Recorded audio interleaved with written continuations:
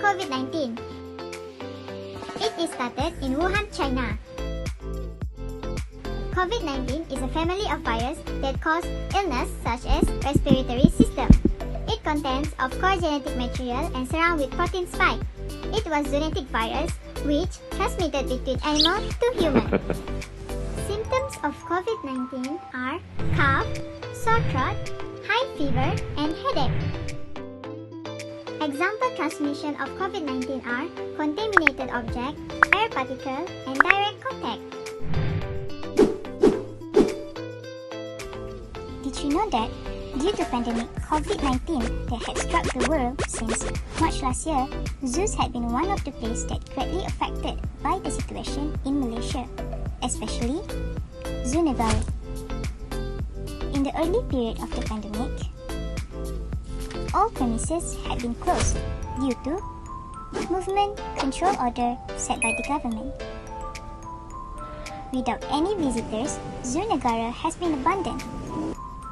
Lack of funding, with no visitors, had put Zoo Negara in a difficult times in obtaining clean water sources. The situation became even worse when Zoo Negara is affected by flood in December 2020.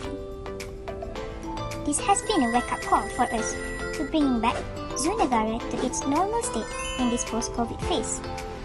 The most important action that must be taken is improving water quality. By doing so, we can ensure the animals' health and promotes good exhibit to the visitors.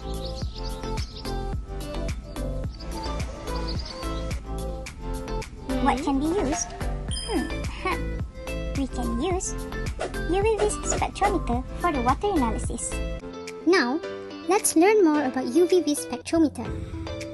UV spectrometer is found in an instrument called a spectrophotometer, which can be used to measure the amount of each component present in a sample. In this case, the sample can be taken from various parts of zoo Negara, such as tap water, water from the aquarium, or even the exhibit. But how does it work? First, the sample container, or cuvette, containing the sample of interest must be placed in the spectrophotometer. Inside this instrument, a source of radiation emits a beam of light through a wavelength selector. Here, the light is refracted into a rainbow of colors with different wavelengths, but only one wavelength will pass through the exit slit. The sample in the cuvette absorbs the light, while the transmitted light, or the light that is not absorbed, passes through the cuvette and is directed onto a detector. The detected signal will then be displayed through a readout in a form of band spectrum. This spectrum will show the absorbance values of the sample for the whole range of wavelengths within the ultraviolet and the visible regions. The absorbance value at a specific wavelength can be used to generate a calibration curve, where the concentration of pollutants in the sample can be determined.